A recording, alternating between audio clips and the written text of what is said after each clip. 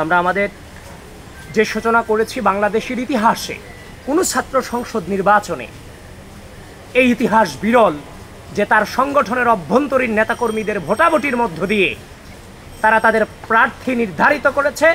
মানে আপনি একটি গণতান্ত্রিক প্রক্রিয়ার নির্বাচনে যাওয়ার আগে আপনার অভ্যন্তরীণ ভোটাভুটির মধ্য দিয়ে সেই প্রার্থীগুলোকে নির্বাচিত করা হয়েছে। এটা বাংলাদেশের ইতিহাসে নিঃসন্দেহে বিরল। সুতরাং ঢাকা বিশ্ববিদ্যালয়ের ইতিহাসে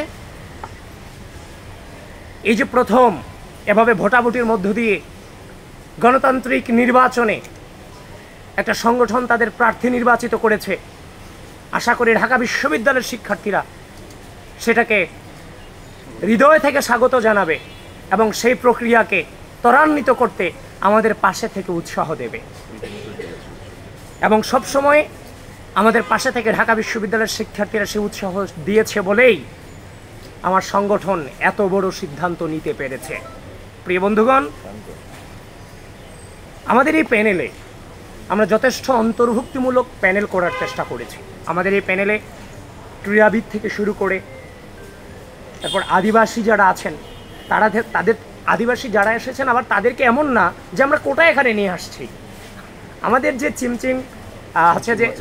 চিমচিমা চাকমা যিনি আছেন আপনারা দেখেছেন ইতিমধ্যে কত সুন্দর সে ফুটবল খেলে, সুতরাং যোগ্যতার ভিত্তিতে এখানে এসেছে। তারপর হচ্ছে যে আপনার সাংস্কৃতিক ব্যক্তিত্ব, তারপর হচ্ছে যে বিশেষ করে হচ্ছে যে বিশেষ চাহিদা সম্পন্ন যারা আছেন, সামগ্রিকভাবেই আমরা হচ্ছে যে মেয়েদের আমাদের বোনদের ব্যাপারে আমরা প্রায়োরিটি দিয়েছি। তারপর হচ্ছে যে আরও যে ব্যাপারগুলো মানে একটা প্যানেলকে ইনক্লুসিভ করার জন্য যত গুণাবলী সম্পন্ন প্রয়োজন সেই গুণাবলী সম্পন্ন ব্যক্তিদেরকে নিয়ে আমরা সেই প্যানেল নির্ধারিত করেছি। এবং আরেকটা জিনিস আপনারা অবাক হবেন, অন্যান্য যে প্যানেলগুলো আপনারা দেখেছেন সেই প্যানেলগুলোতে তাদের সংগঠনের প্রেসিডেন্ট সেক্রেটারি কিন্তু ভিপিজিএস এজিএসে এসেছেন, যে জিনিসটা থেকে বাংলাদেশ জাতীয়তাবাদী ছাত্রদল পুরোপুরি আলাদা।